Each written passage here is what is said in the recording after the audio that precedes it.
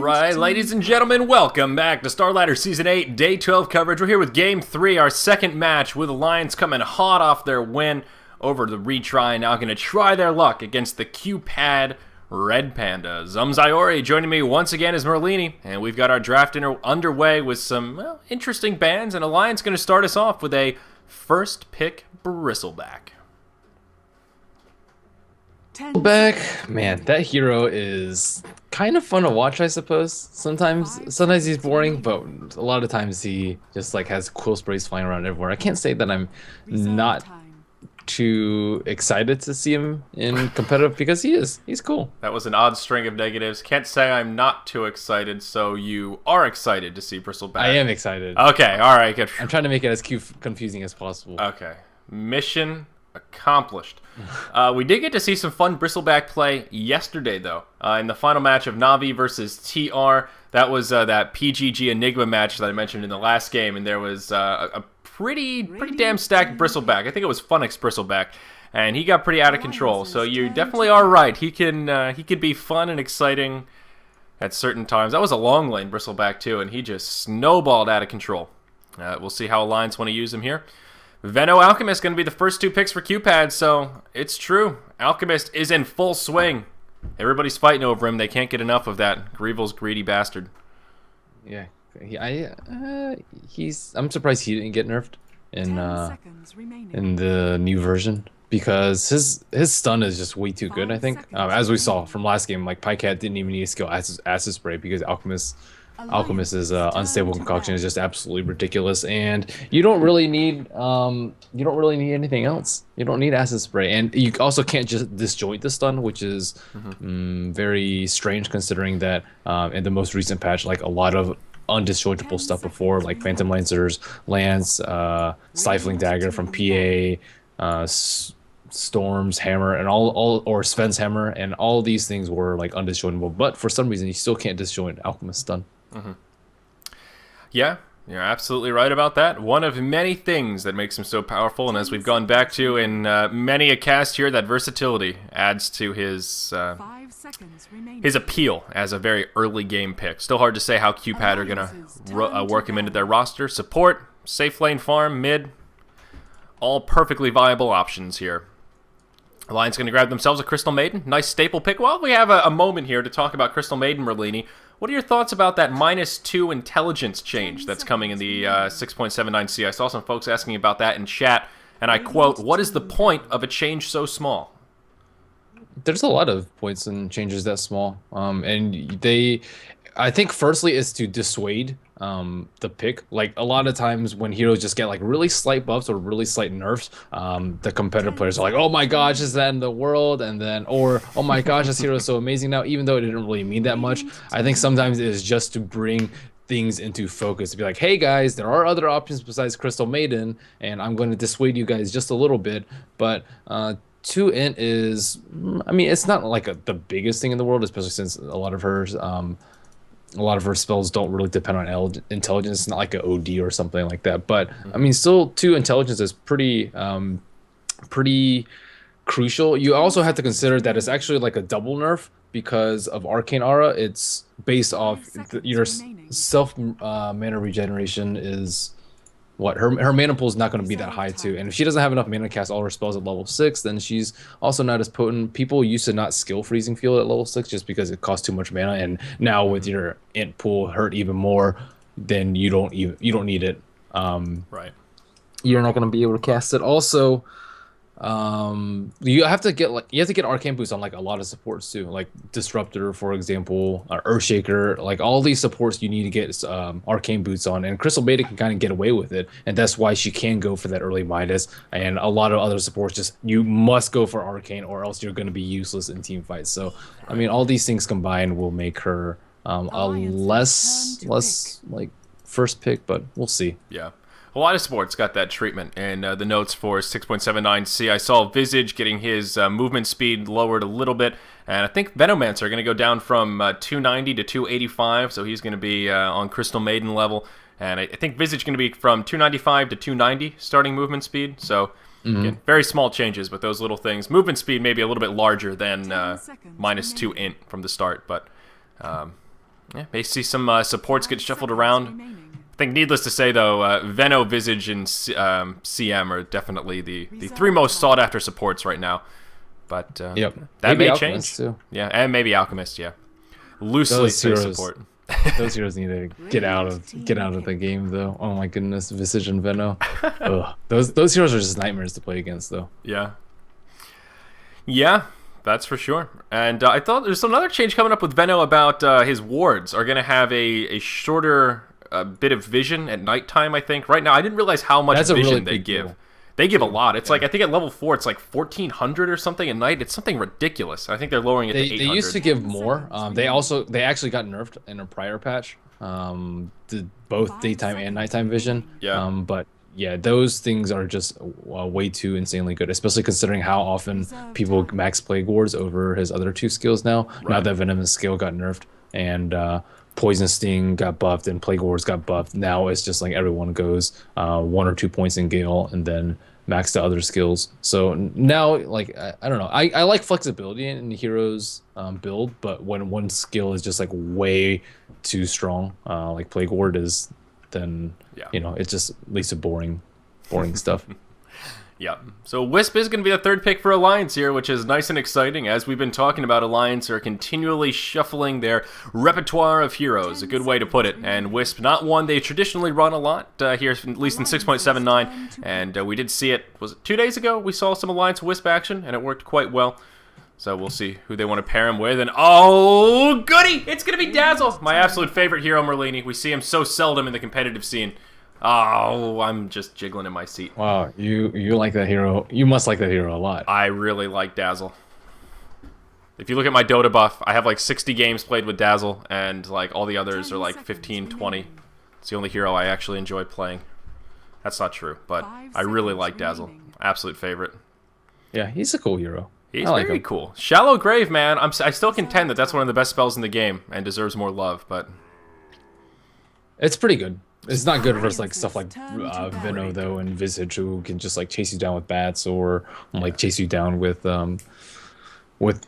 Plague Wards and whatnot. But it's still a pretty good spell. I like it a lot. It just doesn't really seem to fit in like this sort of strategy, just because like a lot of the damage is like it's more sustained damage over burst. Like Bristleback is a lot of just sustained damage, and Dazzle just does not excel at that. But I mean, Dazzle Bristleback on the same team though with Weave is really good. Yeah, it gets dirty quick. That's for damn sure here. So kind of curious how they're gonna lane this though. Alliance with 3 supports. Makes me wonder what they want to do here. Who are they gonna put in mid? Could this be a Dazzle mid? It could be. Dazzle mid is pretty underrated. It absolutely is. Most people think of Dazzle just as a hard support, but he actually really needs levels, and his spells scale really well with levels. Shadow Wave with more targets and way lower cooldown. Shallow Grave goes from 60 to 15 seconds, 15-second cooldown, and not having that stun at early levels of Poison Touch is really obnoxious.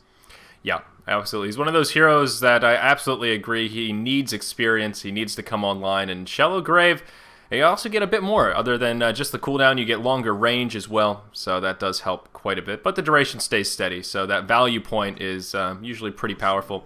And there it is. Ursa going to be that last pick for Alliance, obviously, to pair with that Wisp.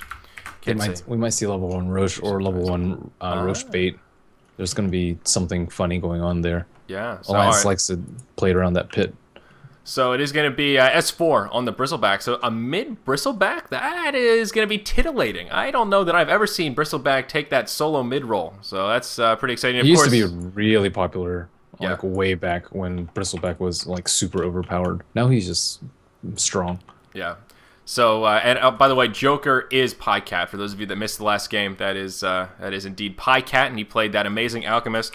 And sorry, I just got a tweet Dazzle. That's just so exciting. All right, I'm ready. I'm ready to play now, Merlini. So we've got QPad here. Queen of Pain was their last pick. We didn't mention it. I was still just distracted by the Dazzle. I see chat exploding as well. That brings warmth to my heart. But good call on that level 1 Roche, my friend. You were absolutely spot on. Alliance going to go straight for it here. And EGM, well, almost taking out one more hit. And he's going to go ahead and use his healing salve. Going to be tethered up to S4. And it looks like Alliance going to be able to take him down pretty quickly. But QPanda Maybe they know some trickery is afoot. Uh-oh. They're going to move in. They're going to face check it. They've got no visual confirmation, but Lich is going to poke his head in. They see it. Roche is already dangerously low, though. Are they going to be able to finish it off? Going to get killed by the Dire, picked up by the Ursa. Not going to get sniped either way. Now EGM, maybe the first to fall. No, it's going to be the Quap that goes down. Wisp going to go shortly after. Still a 4 versus 4 here on the field. And they're going to continue to pursue. Blue Banana on that Alchemist. He's going to be in big trouble. Looks like it could be a 2-for-1 swing in favor of Alliance. Not over quite yet, though. Now Venomancer going to be the target. Bristleback is level 2, so he does have some snot. Going to throw one out onto RMN. And they're going to continue to pursue. Could be a 3-for-1 swing here. Down goes the Veno. Oh, no. It's kind of a disaster. S4 taking a lot of damage. He's tethered. Weaver trying to pursue. He's going to move into the trees. That'll be the end of the Bristleback. Is the fight over quite yet? Now Weaver in no man's land a little bit. Going to be stuck between the tier 1s and the tier 2s. We'll have a Shikuchi up. He's going to be able to make it out. Chaos erupting outside the Roshan pit here, Merlini. But alas, Alliance do come out the victors 3-2. And Lich about to die too. The Aegis on the Ursa still. Oh, they're going to grab the Lich. You're right. Wow, 4 for 2. Lich doesn't have sacrifice. That's going to hurt him a lot. He's not going to hit level 2 time. And QPandas saw it coming. They should have smoked, I think, to get there a little bit earlier. Just because at level 1, Alliance isn't going to have that much to offer. Wisp will have Tether, which is not very strong. Bristleback will have to use all his mana going up Roshan, also not very strong. Ursa won't have any move speed, but he will have Fury Swipes, but he can't actually chase anybody down. Crystal Maiden will be useful, and Dazzle will be useful, but the other 3 will not. So if they actually catch them inside very early, then they can actually kill them. But that was kind of YOLO blink by Wagamama there. Yeah, absolutely right. He was the first to fall as well, so that was the first blood going the way of Alliance for an even sweeter victory there. So let's talk about these lanes a little bit, as they are not the way that we had originally thought. On our Radiant side, we've got QPad, Blue Banana going to be in the bottom lane on the Alchemist. We'll have the stand-in RMN going to be on the Venomancer, headed down to the bottom as well. In the mid, that's going to be Wagamama on the Queen of Pain, and of course up top, that's going to be a stand-in Searer on the Weaver, and Durham going to be on the Lich. Now on the side of Alliance, they're going to switch things up a bit for us. A tri-lane down to the bottom, and they're going to get nice and aggressive. Ursa going to be played by the Loda. EGM going to be supporting on the Wisp. Ake going to be on that Crystal Maiden, a scary tri-lane indeed. In the mid, that is going to be the mid Dazzle, being played by Pycat, and he's going to man up against this Queen of Pain, doing quite well to start things off. And Quap, is that poison going to be enough for her to fall? I don't think so. Going to use a solve. It's going to get knocked off. It might be enough. It is! Oh, Pycat going to get that kill. Nicely played. Bit of a misplay there from Wagamama trying to stand his ground against the Dazzle. And last but not least, S4 going to be solo safe lane on that Bristleback. Oh, Merlini, talk to us about solo mid Dazzle, about Quap. This is bringing warmth to my heart. Christmas cheer is all about us here. Yep, it's a good hero. Dazzle is definitely underrated, though.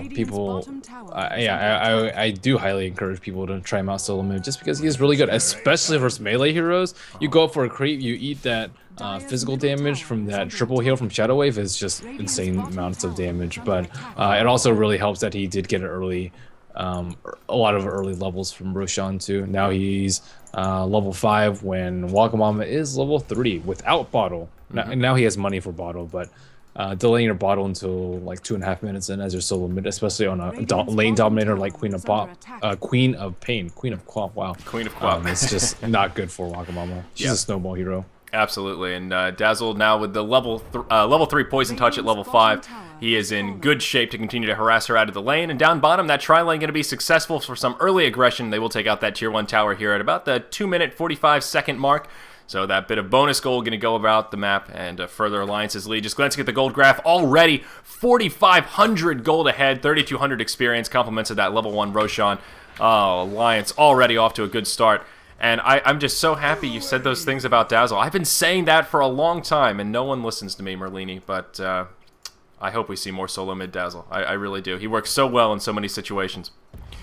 His damage on his spells are also like really high. Poison Touch does 26 damage times 11. That's really insane for a level 3 spell. Not compared to like Rocket Barrage from Gyrocopter, but still very, very good considering the range on it, the low cooldown, the okay mana cost on it, and the slow that it provides, and stun. Yeah. So how about level 6 Dazzle? Do you go with that Weave at level 6, or is that one of those kind of S4 level 10, level 11 sort of abilities? Oh, yeah, up top, Weaver gonna fall. Usually you do not get level 6 Weave. Oh, Wagamama. Oh, he's gonna get Thunderclap. That's gonna be a dead clap. Nowhere to go. Loda gonna finish him off. But yeah, level 6, I guess it's not the most common. He's not going to get it here. Going to go Shadow Wave here at 6. Yeah, I think I personally get it after 444, so at level 13. Okay. Sometimes it's useful earlier.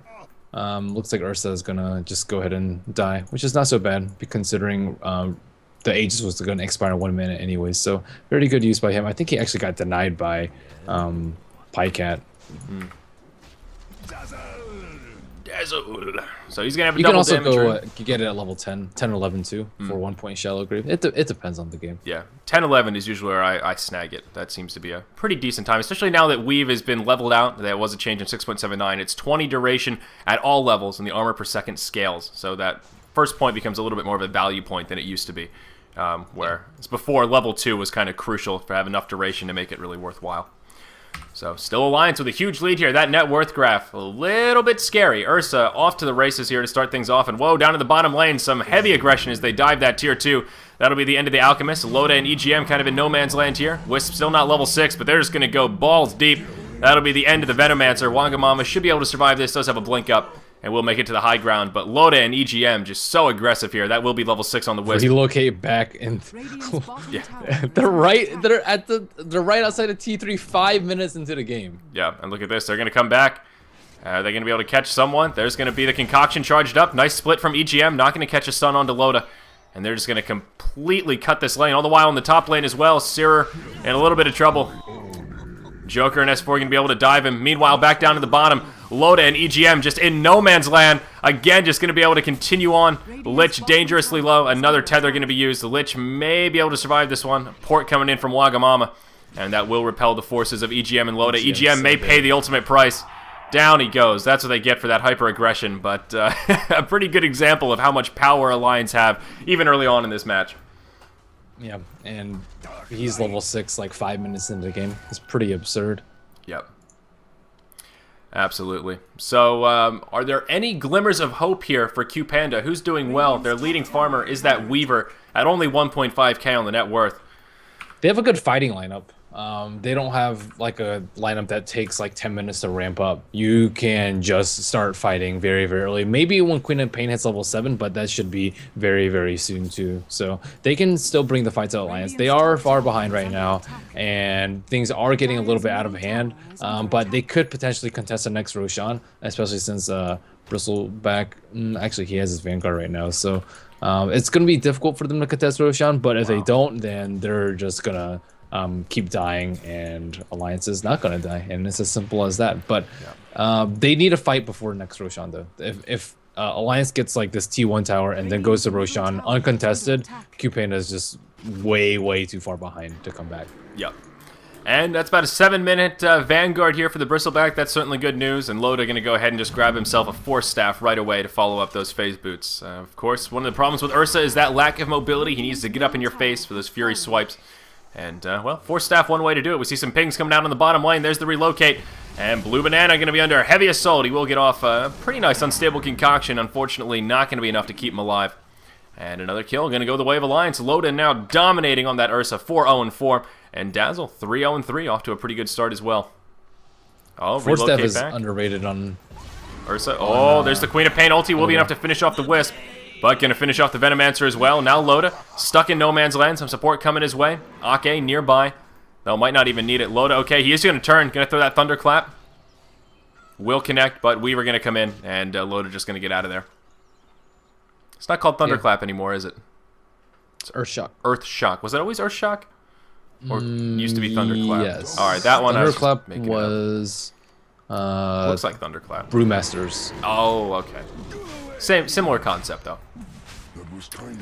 So Roshan Loda with the Force Staff sometimes better than Blink, especially when you have a lot of poison damage and just a lot of stray damage. Like acid, walking into Acid Spray will disable your Blink. Getting hit by Plague Ward will disable your Blink too. So it also helps mitigate his mana issues too with that 10 in. Yeah, absolutely. So second Roche gonna go down here at the 8.5-minute mark. Double damage on that Ursa makes it pretty damn easy. And as you mentioned, QPandas need to fight before the next Roche. They did not make that happen. Didn't even contest. And Loda, he's just going to go ahead and grab himself a Midas here at the 9-minute mark. He's already stacked. And, yeah, why not? Just grab a Midas for good measure. In the bottom lane, Blue Banana Yeah, they're gonna peel his banana. That's the end of him. I think if this were like a best of 3 or best of 5 or something, you probably GG out right now. Not to be fatalistic, but things are just ridiculously out of hand right now. 12,000 gold lead, 9 minutes in the game, so like even way worse than that 1K gold a minute mark. But I guess QPanda wants to save face. But to be honest, they just have not been looking good in the past few games. We've seen them play, and every time they just get like manhandled past the 10-15 minute mark, and it's not even close. They need to work out their stand-in issues. Always using a few stand-ins after the departure of Jerix just has not bode well for them in this Starladder series. Absolutely. And in this match, is it 2 stand-ins or 3? Only 2 stand-ins, but these are 2 stand-ins we don't recognize. They're different from when we saw QPanda yesterday and the day before, so that does hurt when you don't even have consistent stand-ins. Absolutely right. And Dazzle just going to go ahead and grab a Blink Dagger, an interesting choice. Blink in and Shadow Wave. Yeah, Shadow Wave. That's the spirit. I also like how Shadow Wave, it auto heals you whenever you don't click on yourself too. That's a really nice buff. Yeah, absolutely. Very different from his Heroes of New Earth counterpart. Demented Shaman, much weaker than the Dazzle. Oh, Dazzle, you silly, silly goose. Wagamama, oh, he's going to blow the ultimate. Might be able to grab himself a kill on EGM, but going to cost him some of his teammates there. Venomancer going to fall to the wrath of Loda. Loda just going to hop back and get a few attacks off onto Wagamama. Lich going to throw the ulti. Will take a couple of bounces here. One more, and it would have been enough to finish off Loda, but he will survive. There's the Dazzle blink forward. Poison onto the Lich. The Dark Light going to come out as well, and poor Lichy, he's going to go down. Freezing Field to finish him off. Sacrificed. I'll have to try this Blink on Dazzle. I have to say, that is not a build that I've tried before, but I like it. This is pretty nice. It's interesting. It's interesting. That's a good word. Yeah, it's interesting. Weaver having a little trouble against the mighty Bristleback here. RMN comes in with a Gale. That'll keep him safe. But S4 is going to turn his back. His buddies are on the way. Oh, just Singleton buddy. That is EGM only. Going to tether up. Wagamama going to die to the Quills mixed with the Wisps. The Spirit Bomb going to be too much for him, but he is going to pay the ultimate price. Alchemist going to come in with an unstable concoction. Dazzle looking for an opening. Not going to find it, though, and he's going to be forced back. Poor EGM always gets focused. He has 5 of the 6 deaths on Alliance, and to be honest, he has all the deaths because the only other death was... Actually, though, that denied didn't happen, so who's the other death? Looks like Bristleback. Yeah, he got taken out in the opening, I think. Yeah, he gets focused down all the time. He needs more HP. But yeah, Alliance full control of this game right now. Already whacking on a T2. 12 minutes in, and their lineup is definitely not geared towards pushing. Dazzle has a DD, and he can do a lot of damage, and they have so much physical damage to Shadow Wave. No weave yet up on him, but with the Nasal Goo and the heal and the Poison Touch, that's still a ton of physical damage. Yep, absolutely right. Fast Medallion on Dazzle isn't a bad build either. Of course, he does do physical damage on the Shadow Wave and the Poison Touch. If you're, well, not familiar with Dazzle, he is all about the physical damage. One of the things that makes him such an interesting support. Yeah, I'm not really sure why they do physical damage either. That's a good question. It's an interesting choice. Yeah, it's just the way it is, man. I don't know. Do the wave. Do the wave. Yeah, I like physical damage though. Physical damage is nice because BKB doesn't really help, although heroes like Lich proved to be immensely useful with their ice armor. Yep. Yeah, that's true. Definitely a good pick against Dazzle, but yeah, not going to come into play here too much. Some initiation going to come out though. Gale going to fly. A lot of low health heroes on QPanda. Not a bad ulti from the Quap, but unfortunately not going to do too much. Oh, here we go. The Chain Frost going to bounce. That mech going to help keep him alive. Venomancer is going to fall. A lot of low health heroes here on Alliance. That'll be the end of the Ursa. Of course, he did have the Aegis. Going to pop right back up. Wisp going to fall as well. And now Wagamama in big trouble. Dazzle going to be there to finish him off. Lich going to get taken out in the fray as well. And Weaver going to fall shortly after. And we've got to be moments from a GG here. As a triple kill comes out for the mighty Bristleback. That double damage on Dazzle helping out quite a bit in that fight as well. But at this point, the sustain coming out from that Shadow Wave just so immense right now. QPad just can't handle it. Radiant's middle tower has fallen. They cannot. I also like seeing Dazzle in push threats too. I think he works really well, especially if you have a hero like OD who can keep his mana up with Essence Aura. It's pretty insane. It's dirty, man. Yeah, and with like Necrolite with a double heal, it's like absolutely ridiculous. That's like a 400-ish heal, or maybe a little bit more, like, Yeah. or a little bit less, I don't know, like 300, 350. That's better than a mech, and that's like every 7 seconds too. Shadow Wave really low cooldown, 6 seconds cooldown actually. And Yeah, Death Pulse level is 4. 5 seconds, so Yeah. you can have that much heal every few seconds. But those two heroes are pretty fragile, and they don't have the best early game. That's for sure. So talk to me about Boots on Dazzle. Here we're going to see Arcane Boots as Ake, well, maybe in a little bit of sticky wicket here. He's going to take a concoction to the face. A Gale as well. There's the relocate, though. EGM and Loda going to come in to save him. Force staff forward. Ake still not out of the clear yet. Stuck in the poison spray. We'll be able to make it out. Down goes the Alchemist, but Queen of Pain going to blink forward, and that'll finish her off. So now Durham going to be in a little bit of trouble here. Does get healed up, but nope. The relocate going to pull him back. Saved by the bell, as it may be, for the Venomancer. Under attack. Anyhow, Boots on Dazzle. Is it Arcane I'd Boots say every game? You can go anything. You can go Arcane, you can go Phase, you can go Trez. Phase They're is where all it's at. fine. That's what I like. Big fan. Yeah. Don't like Tranquils though, but I don't like Tranquils on like anybody. Yeah, So well, that's the moot point. Yeah. Oh, there's the weave from Dazzle, now level 11, going to stand his ground. Where's that Shallow Grave? There it is. Pycat going to be able to go toe-to-toe with that Queen of Pain. Some support coming in. There's the Shadow Wave. And he is going to get healed up. Now Wagamama going to be in big trouble. Loda going to pursue. He doesn't have a blink. Godlike streak now for Loda. And they're going to go on Blue Banana here. Alchemist. Yeah, he's going to get melted. And look at that. Dazzle back up to full health. The power of that This is just Shallow out of Grave, control. baby. Yep. Absolutely. We're overdue for the GG at this point. Holding steady with that. 1K per minute here. 25,000 gold. 14,000 experience lead. At only the 16-minute mark.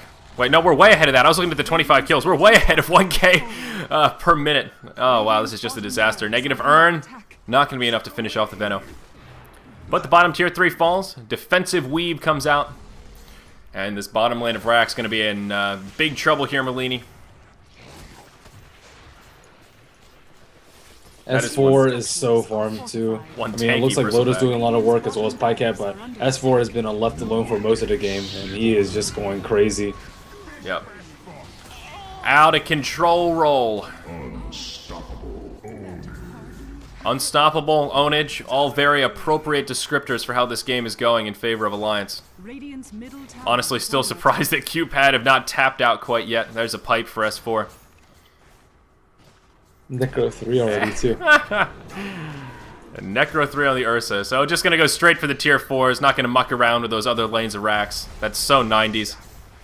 Radiant's We're living in the 2000s where you just go for the tier 4s when you're this far ahead. Radiant's middle tower has Oh, man. What a game for Well, it's nice Alliance. hearing the announcer Yeah. say with a godlike streak over and over. That's cool. Yeah, I You don't mean, get to hear that too often. that's pretty solid play-by-play for how this is going. Is that a... Wait, is that a Dagon on someone? Or is that just an explosion of damage? No, I thought I saw a Dagon burst, but I guess not. Wishful thinking, perhaps. Oh boy, oh boy. Very successful level 1 Roshan, though. I mean, just look at the sustain from Alliance. That's what's so impressive here. I mean, they are far ahead. They've got a lot of items, but no, Dazzle! Oh, he's going to fall to the wrath of Blue Banana. barracks are under attack. Going to be an instant buyback, though. Failure is just another kind of success. The wrong kind. Boots of Travel going to be right-clicked by the Dazzle. Forget about those arcanes. He's back in the action, baby. This is really just turning into a WoW arena. I'm just watching the carnage. 5v5 massacre back and forth. This is what Heroes of the Storm is like. No creeps, just back and forth carnage. Whoever has more sustain wins. I mean, look at Loda. He's There's the Shallow Grave. Radiant's That'll bottom save him. barracks are under attack. Where are the heals, though? We were going to finish him. Nope, not quite. Pipe comes out as well. Oh, man, oh, man. My thanks. That gold graph. Radiant's bottom 32,000 in 18 minutes. I think this is the most one-sided match I've ever casted in competitive Dota, Merlini. I really think it is. barracks bottom barracks has fallen. That's just... We're about at that 2,000 gold lead per minute mark, which is kind of a new gold standard, I think. 15-0-10 Ursa. EGM. Oh, he's going to get denied by the Dazzle, but still, poor EGM.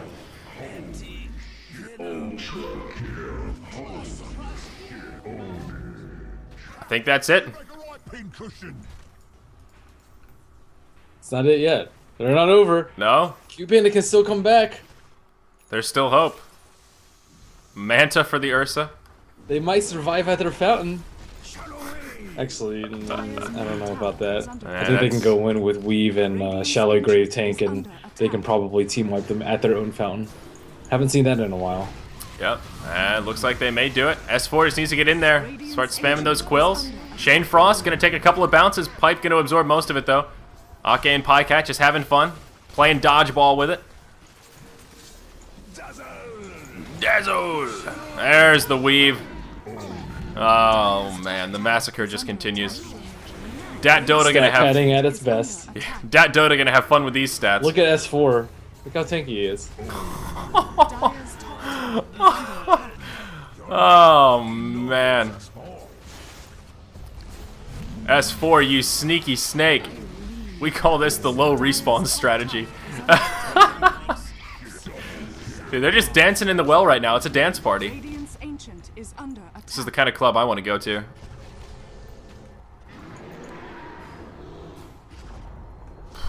Radiant's Oh, Ancient is Weaver under is gonna get a nice 1,300 gold bounty. We're gonna go into first-person mode here. Can really roleplay with it. Is under attack. How do you feel about the new Until Dazzle throne skin? dies. Yeah, you like the new Dazzle skin? Radiant Big headdress. I'm actually not a fan. Okay. I like the old one. I think it looks better. What do you think? I like the Mohawk. I like the old school Dazzle. The Mohawk was cool. is under Yeah. attack. And I also don't like now I have a helmet on Dazzle where because they got rid of his hair, if you get rid of his headdress, where the Mohawk used to be, it looked cool and he's like bald in the front. Victory. Ruining my set. Not a big fan. I also have some Dazzle artwork hanging above my bed, and it's of the classic Mohawk, so now it's like this weird hipster piece. Kind of ruined it for me. But that was Game 3, guys. One of the more one-sided matches we'll see here in Starladder Season 8. 21, 1, and 12 Ursa. All started because of that level 1 Roshan, and then successful team fight following. But alas, some hope for Dazzle to become more of a prominent pick. 9, 1, and 18. Well played by Pycat once again. So stay tuned, guys. We do have plenty more Dota coming your way. 2 more matches here for Starladder Season 8, Day 12 on Beyond the Summit. I'm Zyori. With me is Merlini. Thank you so much for joining us, folks. Don't go anywhere.